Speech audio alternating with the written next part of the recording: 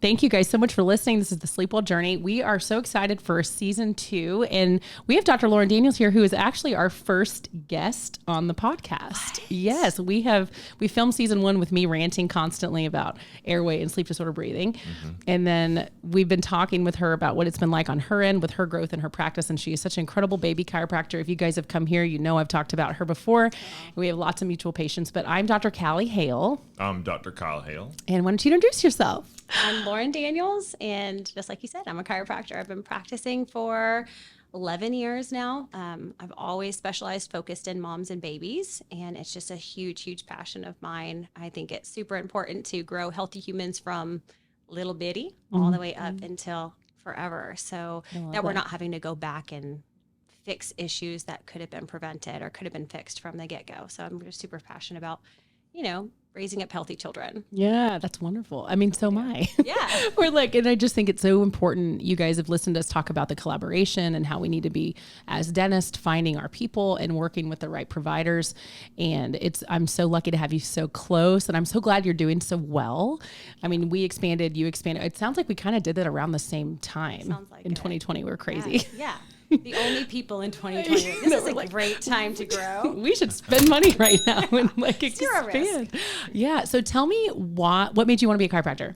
Oh, so good question. So I actually grew up going to a chiropractor. My mom's best friend was a chiropractor. So just in our house, we were weird. If we got hurt, if we were sick, we were going to the chiropractor first. Mm-hmm. And then if that didn't work and our chiropractor couldn't fix us, then we go to the pediatrician. It's just how I was raised. I know it's not traditional. Very, what we did. Very same for me. And so my first pregnancy, which was, he's 14, so I was 15 years ago. And I had really, really bad tailbone pain. So I started going to my regular chiropractor, and she was like, really, you should go see this other chiropractor who specializes in prenatal care. And I didn't know that was a thing. Wow. And so I started going to her, and she, I always say it's so cheesy, she literally changed my life, because that was my thing. I was like, this is what I want to do. This is it. Yeah. I wasn't 100% sure I wanted to be medical somewhere in healthcare, but I didn't know exactly. And that was just light switch moment for me. And then he was born, and he had a lot of sinus stuff and ear stuff, and he just wasn't a healthy kid. He was one of those kids who was always asthma, allergies, eczema, all the not healthy stuff. Mm-hmm. And so I dug in a little bit deeper to the nervous system and to, so many different things, like the way we eat and our diet. Yeah. And then I was like, okay, I want to also take care of babies, because I was able to help my own child so much that I then was like, I know I can help other people's kids too. And it just was such a fire lit under me. This is what I'm supposed to do. So when you said you went to this this kind of neonatal prenatal chiropractor, you were not a chiropractor at that point? No, I was not. Okay. I was not. So I was graduating college, and I didn't really know what I was going to do next. I was actually pre-vet. Thought I was going to be a veterinarian. Wow. And and I didn't want to do that, because I worked at a vet through college, and I was like, I love animals, but this is not for me. So I was really searching for what was next. What am I going to do? And so my family chiropractor that I've gone to my whole entire life was like, really, you should go see somebody who's certified in this, somebody who specializes in taking care of pregnant mamas.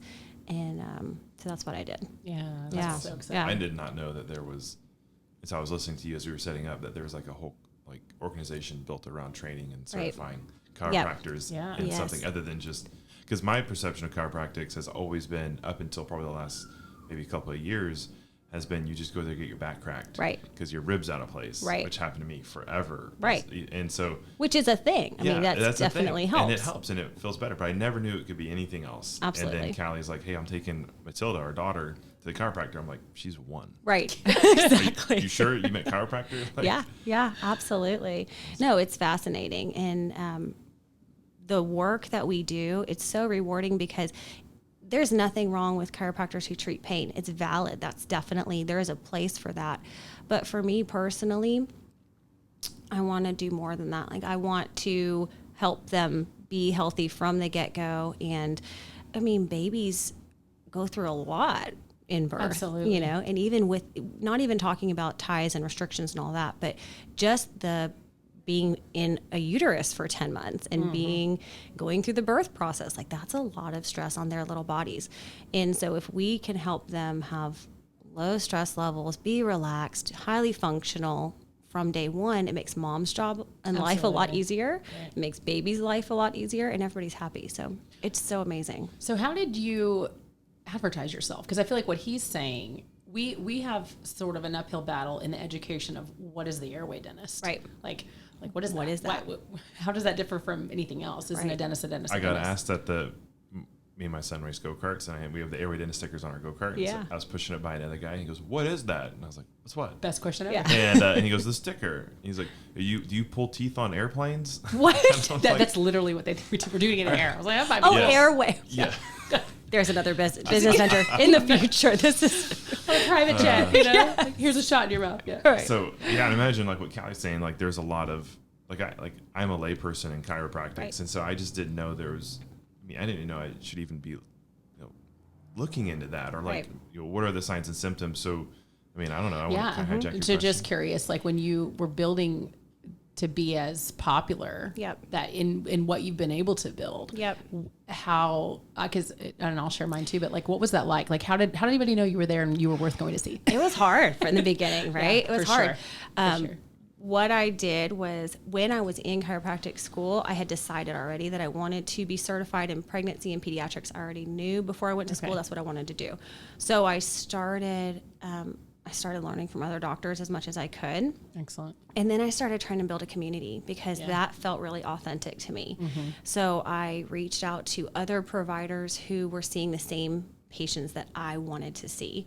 I was reaching out to midwives, doulas, lactation consultants, and just building that community and going out to lunch with them and having coffee. And they're like, okay, why would I send a pregnant mom to you who's having no pain? Why would I send a newborn baby to you who has never fallen off of a motorcycle before to you? Like, so like having those conversations. And then it just snowballs from there. Yeah, but the word of mouth is really huge, I think. And it's still a significant portion of our new patient referrals as well. So I'm sure. Yeah. Well, see, when a pharmaceutical company comes out with a new drug and they have to teach everyone about it, they spend millions of dollars on it all week long and the Super Bowl ads and all this stuff. But for the rest of us, we have to do education grassroots level. One at a time. And I think that's also like really cool because in the beginning of building a business, that's how you develop the relationships that really matter because you can connect with people. You learn things at the same time too. 100%. And then as we've gotten bigger, it's been one of those things where Callie and I are really passionate about this. Dr. Hicks is really passionate about this. Dr. Amanda Aparicio is really passionate about this. But how that translates from them to the next person, like our experience is very different and a lot more just in number than theirs is. And so, but as they get we call them reps, get their reps up. And I know you have docs in your group that you train and mentor. And so, hope maybe later we'll ask about how you do that. Well, that's what we were actually talking about that when you walked in. Oh, good. Just how she picked them, and how we transfer that trust, because I think there is a definite patient transfer of trust. When I've said, okay, I'm not going to do restorative dentistry anymore. So if you come in and you were used to me doing the filling on your child, no, I want to see Dr. Daniels. Now I'm going to do it. Right. Yeah, I want to see Dr. Daniels. Right. No, I'm sorry, I'm not willing to see somebody else. I want to see her, and it's like managing that. So did you have that some in the beginning as well? Oh yeah, for sure. I think that especially in the beginning, when you first bring on a new doc, people are a little bit reluctant, but we're always just super encouraging. And they know that these doctors have trained under me. They're doing exactly what I do. Totally. They are on board with what we're, our entire philosophy is the same. And we're co-managing together. So all of our charts now are all electronic. That. So we can all see everything. We always discuss cases. If there's a question, if there's a concern, even if mom has a concern and she's asking, the doctor in the room, what do you think Dr. Daniels would think about XYZ? My doctor will pick up the phone and call me and say, hey, Susie wants to know, what do you think about XYZ? Right. Yes, so it's still we're still co-managing everybody. Yeah. And I love that we have 3 doctors because chiropractic is hands-on. And so different hands feel different to different people too. Right. So if there is, it is very, very, very rare. People love our doctors, all of them. But if there is something they're like, oh, I just kind of liked how this person did this differently, perfect. You can see that person. Absolutely. Right. So it's nice to have some variety. It's nice to have options, and then know that we've got 3 brains that we can co-manage together with versus just one person's thoughts, one person's ideas. And it's just made a really beautiful, beautiful that's environment. Such a valid point. I mean, the amount of case discussions that we're doing with our docs and in this practice and outside of it. I mean, I think that is the secret to success for that patient. Right. Like, it doesn't need to, I always say it's not the Callie show. Like at Flourish, it doesn't have to be the Lauren show. Right. And we're working with them to help them so that we can still see them, because the position I think we were both in when we expanded, and especially for me here, was I either had to send you somewhere outside of here to have your dental work done, or I found somebody that I vetted and loved and trusted. Right. And you still got to stay here, but somebody else was actually physically doing that. Right. And, you know, as we continue to grow, and as I think you are going to continue to grow, it's like, how do you and I pull ourselves out of the, it has to be us, and be able to treat more people, because there needs to be more Flourishes. Yeah. Oh, 100%. Like, you just need, you know, and us staying sane at the same time when we're working moms, like we were talking about earlier. We have 10,000 kids. Yeah, exactly. And so that our reach is bigger, because I personally think my reach is bigger by mentoring dentists and teaching them how to do this versus just me sitting in there by myself, keeping all of my tips and tricks proprietary, and and it became, you know, you couldn't get an appointment for 3 or 4 months. Well, that's not helpful. Like, the kid that is choking on his tongue every single night, like can't wait 4 months until they do a consultation with me. And so I think, you know, it was so wise on your part to get more doctors and expand that way. Absolutely. Making yourselves more available. Like you said, like the moms that are, you know, having so much pain, they can't even feed their baby, or the baby's not eating because they're so tight and so restricted. Right. They cannot wait for weeks. They need to eat. That's like very, very vital is eating. It's kind of an important function for very, them. That's very, very important. So that's a good segue actually into the collaboration that you and I do a lot together, which is the tongue tie, you know, oral restrictions, TOTS discussion. Yes. So I get a lot of questions about that. I get questions on why I send to you first before I do the revision, you know, when they're little bitty. And so tell us how chiropractic care and body work really relates to tongue ties. Yes, I love this. We talk about this all day, every day at my office, because most parents who bring their babies to us have zero idea why they're there. Right? They've just showed up because their dentist told them to come, or lactation told them to come, or speech or OT or whatever, right? But they're like, I don't really know why I'm at the chiropractor for my newborn baby who has a tongue tie. And so we talk about fascia. Fascia is, we used to call it connective tissue. Remember in school, like connective tissue. And nobody cares about connective tissue. You just cut right through it and keep going. Yes, right? So that's the big thing, is now, over the past, I'd say like 5 to 10 years, they're really researching and learning about how important fascia is and what it does.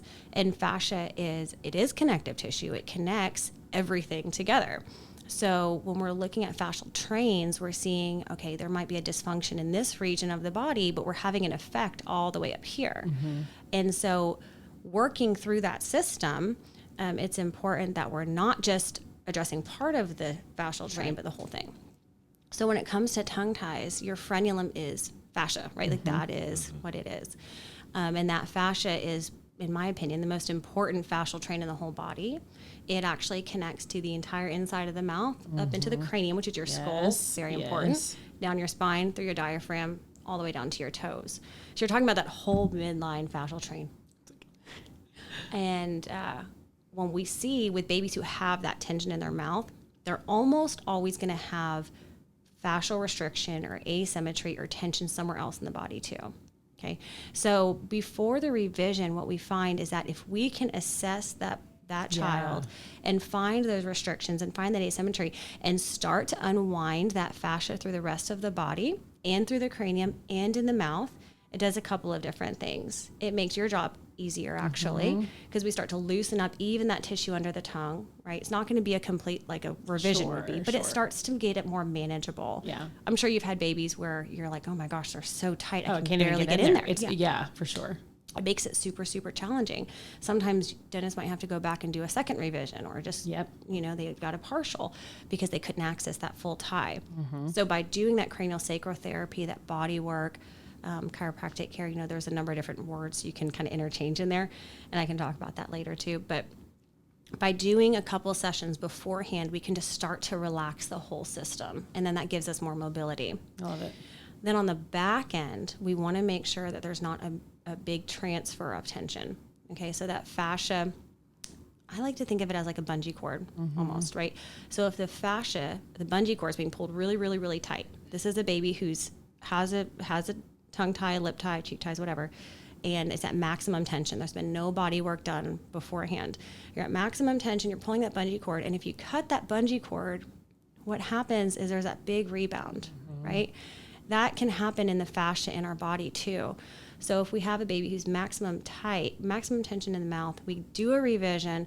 Sometimes we'll see that tension transfer somewhere else, and now baby's stuck like this, right? Or now they're stuck like this, and so just you've fixed one problem, but maybe we've kind of allowed another problem to arise. I can still fix that, but it's just much gentler if we start to unwind the tension, then do a revision, then on the back end just make sure we're mitigating any other tension, mitigating any stress, mitigating any asymmetry that might pop up afterwards too. Yeah. And those babies do so well. Yeah. I mean, healing is healing. They have to go through, the stretches. It's not fun. No. But that's always the worst part. I know. But it's so worth it. Right. It's so worth it to get it done and have it heal, right? But if the babies are in a lower stress state and they're functioning and their body is moving and their muscles are working together and they're not stuck in this fight or flight stress response, healing is so much better. Yeah. Oh, that's so good. My problem here is I don't know much about this. Yeah. I just learned through repetitive He's a surgeon, so he's So what is were you saying a baby? Like how old's a baby? So what's your age range? Literally 2 days. Yeah, days. So birth to we don't do you don't do releases on 3-year-olds. I do refer if they need sedation from the ages of 18 months to 3 or 4. That's kind of hard, but But she's doing it. She's seeing everybody though. We do everybody. So I mean, even adults, even if adults are doing frenectomies, we're doing body work and cranial sacrotherapy before and after for them too. Now, are we going to get as much movement in the cranium? No, because they don't have as much freedom of those joints. But it's still important. So anybody, if they're getting a revision done, I feel like they should be checked to make sure that there's not also something we can help with body-wise as well. Yeah. Okay, that's kind of cool because I did feel handicapped the other day. Every now and then they forced me to see a patient. And he is a dentist, y'all. Contrary to how he acts in here. So all my patients come to me in referral, do this, pull this tooth, remove this bone, blah blah blah. But every now and then I have to cover for somebody and it was I was like, this 3-year-old has a tie. A tethered oral tissue. I was so proud. I was like, good job. No. I learned tethered oral tissue in that same week. So I didn't know. Sorry. And actually I said, I think I texted you or I called you because you were out of town. And I said, this baby's got a frenulum. And she's like, all babies have frenulum. Is it restricted? What are you trying to tell me? But I wouldn't bring it up if it was regular. Okay. Right. And so I was just giving him a hard time. She's like, oh yeah, you knew the patient and you're like that, either 24 months or 30 months old. They're too old to do it because they can't sit still without sedation. I'm like, why would you sedate a kid for something like that? Unless it was really, we have to do it. Send it to you. Unless it was a big problem. But what I'm hearing you say is it's your Flourish is an alternative to doing the tie until they can tolerate a release later on. Or prepping them for one that has to be sedated. Yeah. Okay. Either way. We have parents that choose to wait until they can come back to you. Right. And yes, they'll still do the body work during that time period as well. Absolutely. Yeah. We have one baby right now who she is 16 months old. She's very delayed in all of her milestones. And she has a massive grade 4 tie. I mean, it is just clear as day. Poor baby. She cannot eat. The mom's and of course, this is a whole other story. But in the beginning, everybody's like, oh no, she's fine. Blah, blah, whatever. Blowing her off left and right, right? This child clearly, anybody can see it. So anyway, she was very delayed on all her milestones, and she's been waiting to get in and do the release. But sometimes people have long waiting lists. Yeah. And so we started working with her, and the baby started walking after 3 adjustments, which is crazy. Right. Because this is a child who'd been delayed on everything, and she's 15, 16 months old, still not walking. And just by starting to unwind some of that tension in the body, she was able to get some mobility, get better communication from her nervous system to her muscles, and start to make that milestone come together. So that is wild. It's crazy. That is wild. Like this is what I do every day. Like it's the coolest thing in the world. So wild. I mean, because there's no other explanation for that. Right. And so you hear these stories and then you're just like, is that really possible? Did they really do that? So probably I'm just here listening, you guys talk, I'm like worried about my posture. I mean, I'm the worst too though. Like I need to get adjusted a lot. I need to get a teeth cleaning, okay? Right. Like, it's the same thing. Literally. But we take really good care of our patients. Absolutely. Yeah. Maybe not so much ourselves. Yeah. Yeah. So that's just crazy. I'm so proud of you. I mean, it's amazing. That is a really cool thing. And it's such an important discussion because I think ultimately whether or not the tie needs to be revised is about that collaboration. Right. So very recently, I mean, there's a lot of opinions on this. It's true. There's opinions on whether or not I should suture. Right. I have OMTs that want me to suture. I have ones that don't want me to suture. And it's like, okay, well, I think I probably just need to go with how I've been trained and what I think is best for the patient. Right. Sometimes you can't if the kid is not, we get it released and you can't because they're done, then they're done. Yeah. But it's just so crazy. I'm sure there's the same sort of like narrative and like things you're fighting to within yours. Yeah. What's the beef in Chiro? Oh gosh. We got a lot of so them. Many. There's so many. There is. The one that kills me the most is when we're working with a baby, especially like plagiocephaly torticollis, which goes hand in hand with ties too. Yeah. Plagiocephaly torticollis, we can fix that. We do it every single day. And we'll have babies who are coming to us for like, a few weeks. And they're like, oh, I went to my 4-month pediatrician appointment. He told me it's very, very dangerous. You should never go to the chiropractor. Oh my gosh. Yes. And the moms get scared sometimes. And they're like worried. And, so then I try to reach out to the pediatrician and I just try to educate because in all fairness, they probably think that we're doing massive, big manual movements. Popping and cracking. Snap, like crack, and pop. Yeah, right? That's what people think of Right. for a chiropractic adjustment. So in the pediatrician's defense, that's probably valid. Like I would never recommend that somebody takes their baby to go get snapped and popped and like that should never happen. So if you ever see that happening, that is wrong. That's not appropriate for a baby. Right. So we try to talk through that, but that's probably one of the biggest roadblocks that we run into, and it doesn't happen often, but it does happen. I'd say maybe a couple of times a year. Well, and that's not any different in dentistry. I mean, we have plenty of opinions coming from the expansion that we do, for example, in just the orthodontic realm. Right. But what I was getting at earlier was what I've learned with all of these different scenarios is that the patient's journey is going to be very personal to them. So now if I have a tie that I'm on the fence about, I send to you and I'm like, let them feel it. Like what they're able to tell about whether or not this is really affecting the child is the most important for me.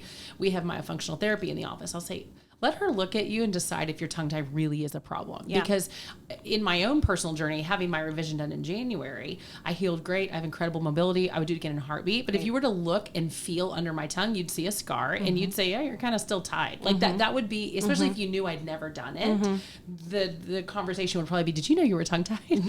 So I think also as the providers, we need to be careful about that because you can go in and feel one and be like, oh, they're tied and they're really restricted. And the parents can be like, we got that fixed, and you're going to hurt somebody that maybe you don't need to hurt, with the previous provider. But it's so important, I think, now to assess form and function than it is to just go in and cut right away. And there are cases, where there's one that maybe is borderline or like a grade 1, 2. And we're like, do we revise this? Do we just see if we can do some unwinding, do some cranial sacral therapy? We have cases where the baby's too great. And then, the parents are like, okay, well, we'll wait and see. Maybe down the road if they need it, but maybe they won't. So that's definitely a possibility too. And I just think that's important because if you don't know that and your only tool is the laser I showed you in the hallway, then that's going to be your go-to for everything. Absolutely. And that's why hopefully this podcast encourages dentists to work in the community and find their people to help them because we have to do better. Yeah. Like I said at the dinner when we first met, I was like, we're not a healthy society. So whatever we're doing is not working. I say that all the time. Like I could have just said that. Literally. Exactly. So let's just do it a little different and see if we get a better outcome in the next 50 years. And we can't, no one doctor can do everything. Exactly. I feel like it used to be like, okay, I'll try the PT for 6 months. If that doesn't work, then I'll try the OT for 6 months. If that doesn't work, then I'll do this. Right. And now I love that we're collaborating and we're saying, no, like it's not me versus her and 100%. It's not this doctor versus that. It's we're all going to communicate. We're all on team, get the patient better, whatever that looks like. Yeah. And that is relatively new, I feel like, in the past like 5 to 10 years. It is. It really is. And I love it. Yeah. I mean, I just think alternative medicine in general is a growing movement. I think enough people have decided they need to seek better, different care because maybe whatever they're doing isn't working. So yeah, that's really important. Okay. So also with craniosacral therapy, you've touched on it a little bit, but tell me, you've seen patients of mine, I'm sure, that are in expanders. We do upper and lower expanders. Yes. Where you feel like you come in probably before and after again, but what does that look like with palate expansion? Right. So good. So the palate, that's the center of your cranium. Oh, there's a headphone there. Okay. That's the center of your cranium, right? So when we move the palate, just like we were kind of talking about with the fascia, but this is more like bone structure too. You can't just move one bone and everything else stays the same. Right. There's going to be changes in other areas too. With the cranium, depending on the age of the person, we have movement in those sutures. Of course, the younger child, the more movement we're going to have in the sutures. But if I can keep that cranium, the rest of the sutures moving and keep that tissue as loose as possible, then your expander is going to work better because that palate's going to have more mobility through the rest of the tissue. Versus if you're trying to move the palate, expand the palate, and everything else is like holding really on so tight, not moving, it's just going to take longer. It might not be as it's still going to be effective, but it's just going to be a different process. Right. Versus if we can get the whole body to kind of work together, it's going to be easier on the patient, much more comfortable. So you can do it if the expanders are in place, like that's fine. Okay. Oh, yeah, so it's not in your way. Okay, good. Not at all. That's great to know. Yeah, absolutely. I'm enjoing this a lot. It's fascinating. Well, before you start talking about that, y'all talking about the collaborative care and how that's changing. And I think, I don't know if it's just because of the exposure is way more now than it was for us. Like when I got out of dental school in 2016 it seems like in this world of alternative medicine or crunchy, it is like, Me too. I love it too, because it's very polarizing in that moment. Right. Yeah. Like there's, you do enjoy being polarizing. We'll say that. I do. But it's like, it's almost like we're a band of brothers where we're just like, we're not hurting anyone. Right. Show me the person I hurt. Right. But I have this long list of people that I've helped. Right. Do I have, That's a good point. 80 years of research because it's been in hospitals and universities? No. Who has the funding for that? Yeah. Exactly. Nobody has the funding for that. And I have a really good friend and mentor, Alistair McDonald, who calls anecdotes early evidence. Isn't that great? And so we use that all the time. Like I'm going to say this is an anecdote. And that's how sometimes when we're talking to our colleagues, our peers, that's how we kind of like, it's almost like we put handcuffs on ourselves. Oh, well, it's anecdotally, I saw this, and anecdotally I see this, and it's a way that we kind of downplay it to them. And I think sometimes we do that at a discount to us and a discount to our patients, because it's like, no, this actually did work. Right. Dude. Yeah. Like, okay. Like, can I, how can I drive that? It might be an anecdote technically, but it's still a case study. Absolutely. And then what do we build all research on? Case studies, patient by patient. You slowly go up the pyramid with the research and review. We all saw the pyramid in school. Yeah. So, oh my gosh. I feel like it's our generation too of doctors and patients and just people in general. Like we're just asking more questions. Right. I feel like there was, our parents were just raised in a different time, and they didn't ask questions. They just the level of trust in healthcare was way higher back then. It's in the tank now. It's in the tank now. I mean, you wouldn't be doing what you're doing, and I wouldn't be doing what I'm doing if we didn't have patients that were getting second opinions. Exactly. When our grandparents were kids, they would trust their dentists, their police officers, their politicians. Maybe not the politicians as much back then, but like now, like you look at those same charts. It was actually in dental school, someone showed me this chart from 1970 to 2010, and the difference in trust and how they ranked individually trust. Like the only thing that's still at the top are clergy. Right. So, right. And but police fell off the list. Doctors and dentists fell off the list, and that's really sad. It is sad. So. But that's why I think it's just amazing what we're doing, is because people, and maybe it's social media and it's internet, like there's just so much more access to easily accessible information. And, and it might not be peer-reviewed literature, but guess what? My moms who have 3 kids who their kids are not getting better with the traditional model. Peer-reviewed previous stuff. They don't care about peer-reviewed Absolutely literature. not. They just want answers for their child. And that's, I think, the biggest problem with doing things the old way all the time. Yeah. Because by the time I think the literature catches up to you and I, girl, I'm going to be retired by that. Exactly. But we will have helped thousands of babies and kids since. And so, like Kyle said, we've got a whole list of people that we've helped none that we've hurt. Yep. So why are we not trying this? Right. But getting the information and the education out to the community that we even exist is a big deal. It is. So, and I know we've touched on that a little bit.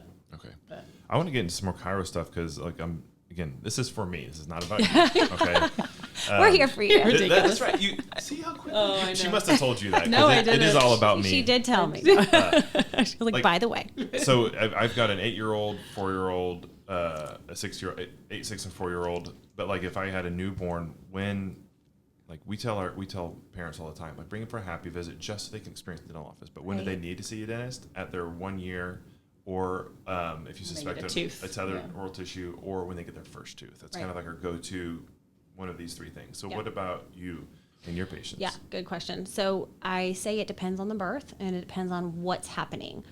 So if we have a really long, drawn-out birth, maybe it was a home birth transferred to the hospital, a little traumatic, we want to see that baby like ASAP. Right away. Yeah. Okay. Usually moms know that, especially moms who've been working with us in pregnancy. They're like, I'm going straight to the they'll call us from the hospital and they're like, I need an appointment, we need to get in. Otherwise, I say generally, honestly, within the first month or two, we want to see just how the baby did with birth. We want to see, is there some torticollis that's starting to form? Is there any latch issues that we need to correct right away? Is there something that's kind of like starting to rear its head up that we can get ahead of before it becomes like a full-blown issue? Can you say what torticollis is? Yes. Only time I've ever heard of it is someone who has like a torticollis like twitch. Okay, so with torticollis, that is when a baby, it can be muscular or skeletal, and I have a bone to pick with this too. Do it. Get on your soapbox. This is your chance. No, if you talk to the major medical world, they're going to tell you it's an SCM, which is your neck muscle here, right? It's a spasm or a shortening of that muscle, which yes, that muscle is 100% involved. But I also fully believe you cannot have just a muscle issue without having a bone issue because they're connected always 100% of the time. So what happens is the baby comes and they look like this, or every time they fall asleep, they're always looking to the side, or they're only nursing on one side. It's a very clear, the mom will say they favor one side, they favor the right side. Babies don't really have like a favorite side. They're not right-handed or left-handed at that point. Like they should be doing everything equally, right? Yeah. And so if we hear that or we see that, that's something we want to get ahead of really, really quick. We want to make sure they've got full mobility going both directions equally, nursing on both sides equally. If they're starting to roll over, they should be rolling both directions. So it's symmetry. Yeah. Yeah, and that can lead to like plagiocephaly is another really big thing that we see a lot, which is flattening in the head. Of course, if they're always going one direction, their craniums are super moldable, so we'll see big old flat spots on one side or an ear that's shifting forward on one side. That's going to affect their jaw down the road. So it's all tying together. So if we just make sure that they are, like I said, set up from the beginning to be functioning optimally, that's what we want. Yeah. So if a mom's bringing in their first kid for the first time to see you, they're 1 month, 2 months old, and everyone kind of being on like a bell curve, like what's the average experience like for a family? You mean like as far as when they're just first coming in? Yeah, they're coming in, they get an exam, you recommend some treatment, and then the average is every 3 months, every 6 months. Gotcha. Yeah, and so everybody's different. So if they're just truly wellness care and they're like, hey, we just want to come in every so often and get our spine checked and make sure everything's healthy and good, we can see, let's check you every couple months and see how you're doing.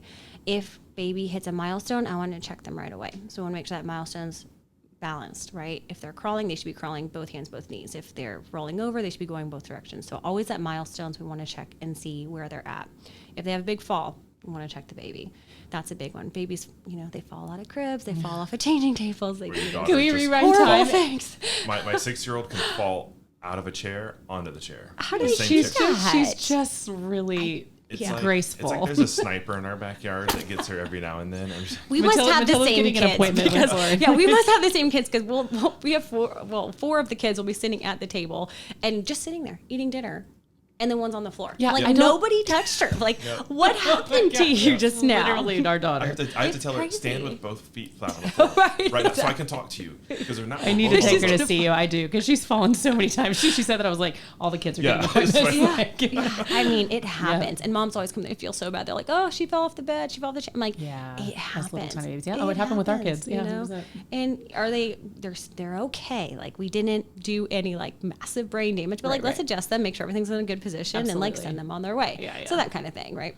But as far as maintenance care goes, it's just, every so often just check and make sure everything's still in a good place, because kids are busy. Like, they're going to climb, they're going to fall, they're going to have all these different stressors coming at them from different angles constantly. Have you, this is kind of a random question that just came up, but have you ever helped somebody that needed glasses? Like, have you, when they're still growing, to prevent the prescription from getting worse? Is this totally not like in that? That would be so cool. No. Then I could really say like we worked miracles. That'd be amazing. Yeah. I haven't. No, getting a baby to walk is a miracle, Lauren. You're already a miracle worker. It is. I have the coolest job in the world. You have a really cool job too. Thank you. But no, I haven't had that experience yet. I would love to, because I'd fix my own eyes if I knew somebody who could help. I had LASIK when I was there. Our son has glasses, and I'm like, is there anything we could do?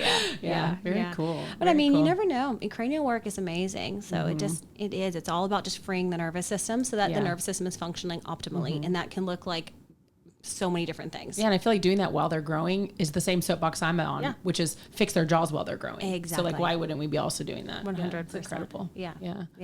Oh, I love this. I'm just eating it soaking it up.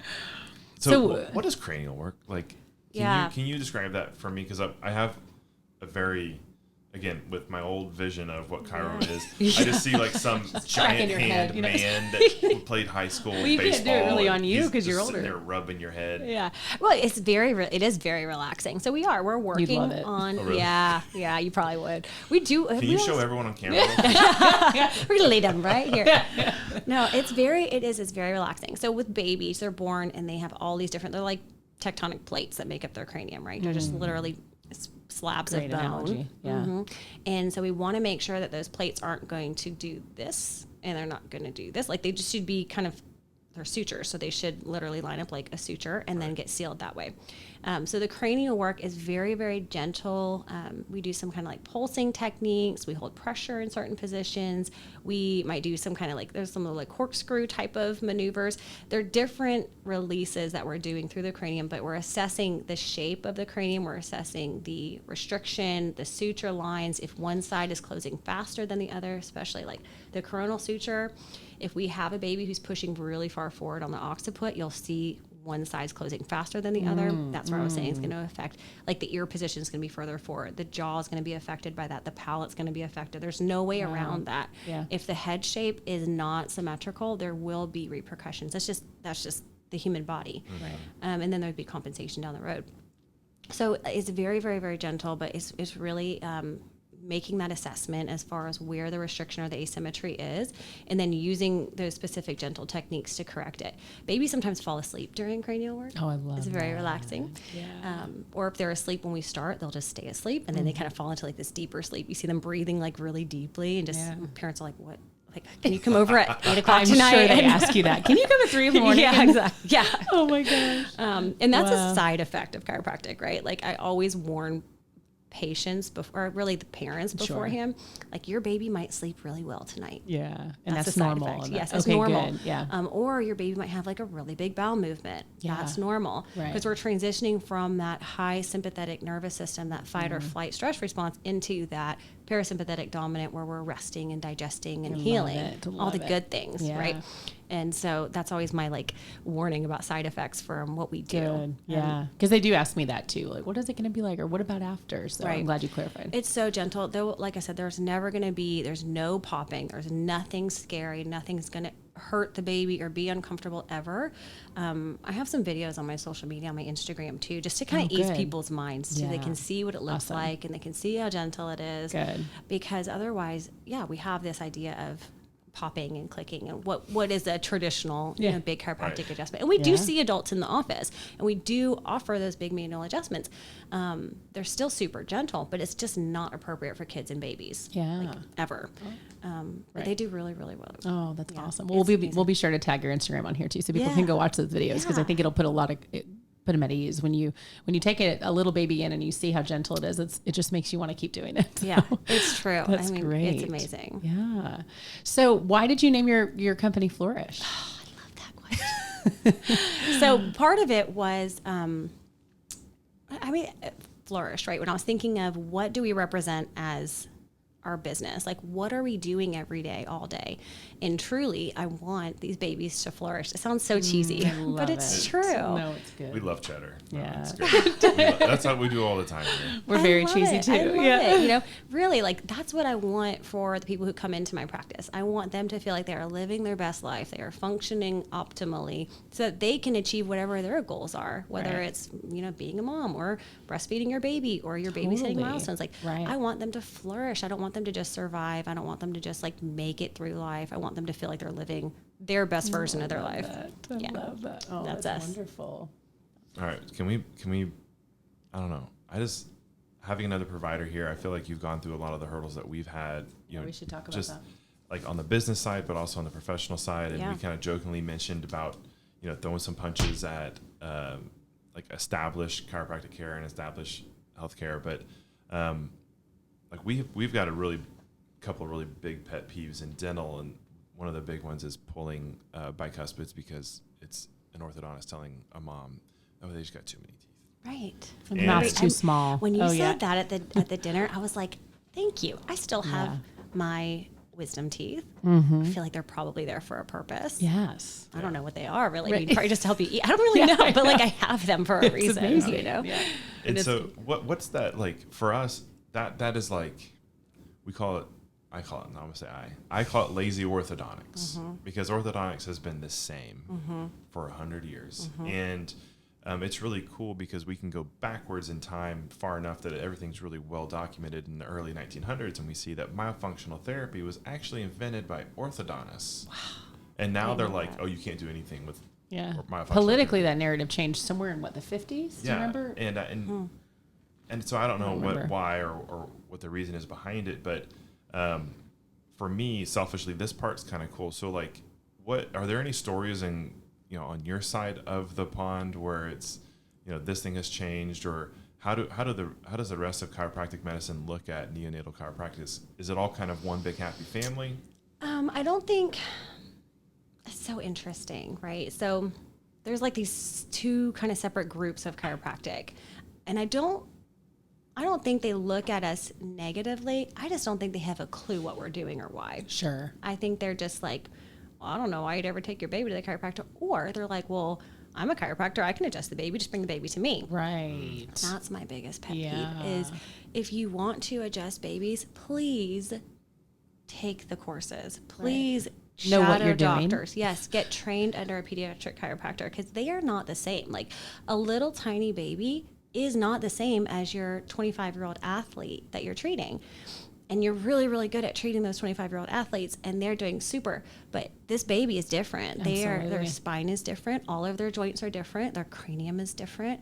Everything is different. So you cannot just think that because, and here's the scary part, technically it is within their scope of practice. You do not have to have this specific certificate to adjust babies. Sure. So they're completely within their right to do so, but it's scary.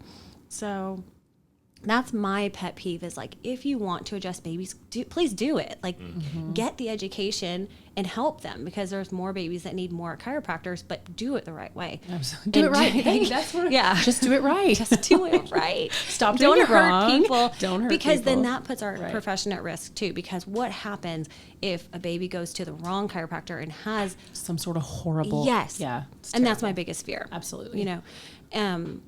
So I think that's the biggest thing. It is. That's a big deal because I think what the public doesn't understand about how, not even polarizing, but how unique what you and I are trained in. Right. Different, in dentistry and in chiro is the mainstream narrative can wreck a small business. Oh my gosh. So fast. Yeah.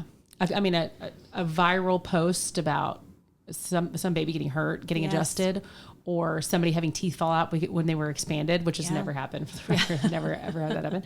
It just immediately is going to shut them down from, well, maybe I shouldn't trust that. And it's really sad. So I think as much as our patients love us and how much great success we have with our cases that are coming in, we have to hold our colleagues accountable that if they're going to do this and talk about it and say they know how to do it, they better have the training for it because it's no different in dentistry. You can do certain things if you go take a weekend course somewhere, but I don't recommend you do that. Exactly. Like I think you need to have a really firm understanding before you were to call yourself an airway dentist, like really understand what you're doing. Exactly. Because we're the ones fighting the phone calls. Well, and I don't have TikTok. I don't really know what it is. I don't, but I probably should. I don't know. Everybody has TikTok, right? I think it's like a business thing. I don't know how to do TikTok. Yeah. But there's TikTok videos, and people watch chiropractic adjustments on TikTok. Yeah. Like that's a whole Absolutely, thing. they do. Yeah. I don't do it, and I always tell my patients, don't do it, because they get scared, and they're like, right. I have moms come, they're like, here's my baby, but I'm terrified because we watched this TikTok video.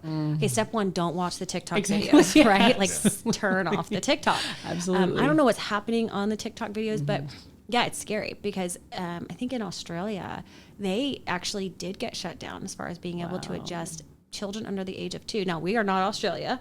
We are still the United States of America. But in that country, you are not allowed to adjust babies under the age of 2. Oh, that's so sad. And it wasn't even a chiropractor who, was sued. It was like a massage therapist or somebody who wasn't even licensed to be doing what they were promoting or doing. And now the whole country suffers because one person was dumb. Yeah, that's really unfortunate. Very, very frustrating. Yeah. So would you recommend people that are listening to this that are not in our area go to that organization where you said you train you get your doctors from? Exactly. ICPA, their website is ICPA4kids.com. Okay. And so you can actually go onto that website and type in your zip code and search for providers near you. Okay, wonderful. The first ones that pop up, they have the more letters behind their name, the more of their certificates they have. That's the easiest way to tell. Sure. Okay. Yeah. And then there's some people who are just like members of, Sure. and they'll pop up on there too, and that's fine. But then I would maybe call the office and say, hey, do you have experience with this? And, maybe ask them some questions. Sure. Like, how many babies do you see for in a month or something? Yeah.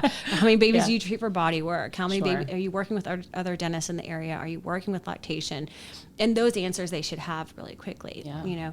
And then once you build your network, you're golden, because then you can keep co-managing back and forth and collaborate, and it's just a beautiful relationship. It definitely is. Yeah. I'm very thankful for that as well, between us. Yeah. So when you, just on the business side, did you build your website to really promote what you guys do? Yep, absolutely. Cool. Yeah.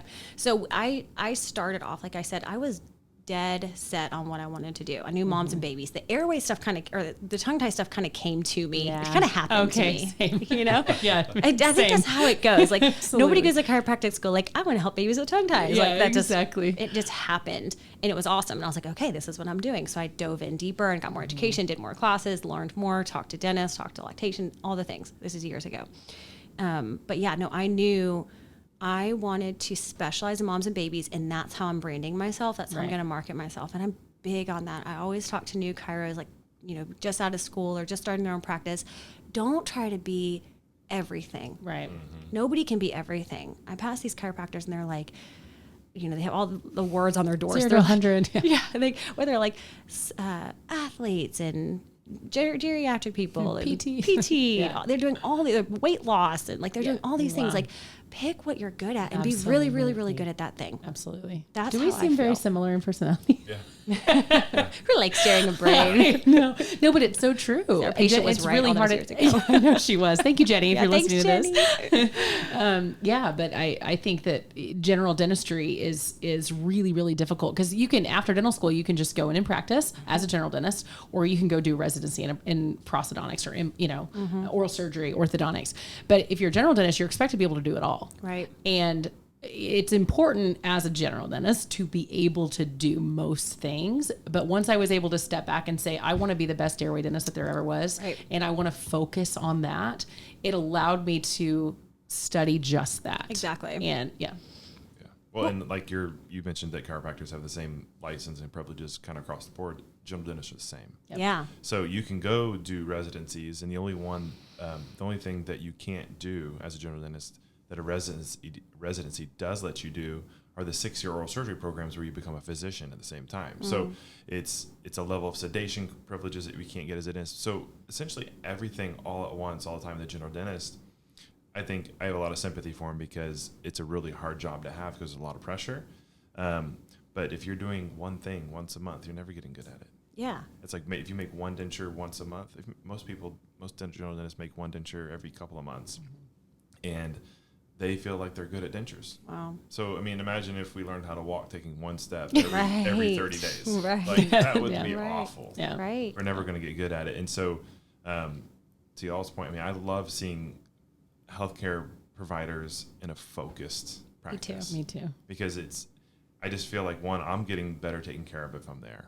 Right. Because you're seeing more problems. And that's one of the things that's come up with us is, you know, my father-in-law and I we still have a surgery practice. It used to be very, very busy because we were practicing full time. And now we're both 1 day a week. And the complications that would happen, like no one has a great lecture for the complications you're going to encounter, or Right. the unhappy patients, or the outcomes that weren't planned, Right. All those things. And so when you're in a focused care, which I think is why y'all's model works really well. I think it's why our model here works really, because we have Callie who is focused on this. Right. Like, she's not going to do your fillings because it's not because it's a waste of her time or she doesn't like doing it. It's because it's not the highest and best use of her time. Right. And there's a difference between someone who doesn't want to do fillings and someone that shouldn't be doing fillings. Absolutely. Yeah, I am really good at the rest of the stuff. But I just, anyway. But you're growing your passion. Like when you're 100%. doing what fills you up every day Absolutely. and what fires you up, Yeah. and I think wouldn't want to practice any other way. Absolutely. And I think, like, to what you're saying, the complications and stuff, there was never a complication that you and my dad hadn't heard before and couldn't manage immediately. Like, and I'm sure you've gotten to the same point. I mean, there's literally not an expander or tooth pillow complication that I haven't already heard, Right. haven't already overcome, and can Exactly. guide the families like that. Yep. And I think that earlier you were mentioning being authentic. And I think that is such key in when we were growing our practices, because you can go see a provider, I don't care what specialty they're in.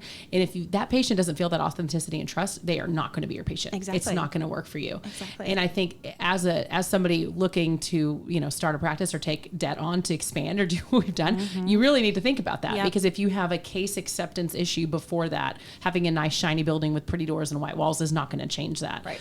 And so I just think that's important to anybody listening to us, is that you've got to have that trust. Yep. And you need to have a mentor. Yep. I mentor a lot of dentists. You're mentoring plenty. Yep. And just even within your own organization, so that we know what we're talking about. Absolutely. Because if I go have surgery, I want to be the easiest case that day. Right. Like whoever's treating me, like I want this to be like, oh, I'm going to get through this and then I'm going to go have lunch, right? Absolutely. Like, no, I don't want to be the complication. Yep. And so, I think that's a privilege that a lot of people don't have, is to focus their practice. Right. Well, and I feel like your patients deserve the expert. Like, Absolutely. They deserve to go see the expert in their field. So be the expert. Oh my gosh, I have a slide literally that says that. Those three words are on one slide, and that's like That's amazing. Soul Sisters. Yeah. Oh my gosh, that's so funny. all right. So we're like an hour into this. I know it's going longer than we thought, but This was really quick. Yeah. Selfishly, like, we have tens of dentists that listen to this. And so Very lucky tens of dentists. I know. And I actually randomly talked to one the other day. He's like, "You sound familiar," and I was like, "Wow." oh, honey, And you're going to be then- podcast famous now. You are. So I was like, "That's a really small world." But when we're talking about airway, I think one of the best things we can do to any provider is just give them some basic things to look for, so they can do like a 15-second screening. Do you have anything like that for dentists and the kids they're seeing in their practices? Yeah. So like, as far as, should I send this person off to see the Yes. chiropractor? Gotcha. Yes. Yeah. So if really, this is like selfish plug, but if your baby has a tongue tie, they should be assessed by a chiropractor. Okay. Like they just should. Absolutely. Because we have to see if there's that tension somewhere else in the body. And if there's something else that needs to be resolved too. Maybe there's not, but chances are there's something that we could help. Then the other things are going to be if they're like, baby is just not breastfeeding on this right side, or it's super painful, or they just won't look to one direction. It's that tension, that asymmetry, that's a red flag. That means the Okay. body's not functioning optimally. There's something that could be corrected. There's something that we need to address so that baby is able to grow fully functional. High palate, of course, too. Like high narrow palate, that's going to be something where we can do some cranial maneuvers. Like, the palate is still 4 separate bones when they're babies. They're not just one solid hard palate. So we can work through that. Like, there's maneuvers, there's tissue work that we can do to help with that stuff too. So we can notice that really, really early on with little ones. Wonderful. Awesome. Oh, well, So this was how so do much people fun. here find you? Yeah. Where are you? You're not on TikTok. You told us that. I'm not on TikTok. How do they find you? Plug yourself. I'm not on TikTok. I'm on Instagram. It's bumps&babies_chiro. Okay. And then on Facebook, we're Flourish Family Chiropractic. All right. And yeah. Well, thank you so much for taking time out of your busy schedule to be on here with us. Thanks for having me. This was fun. Oh, wonderful. Yeah. All right, guys. Thanks for tuning in.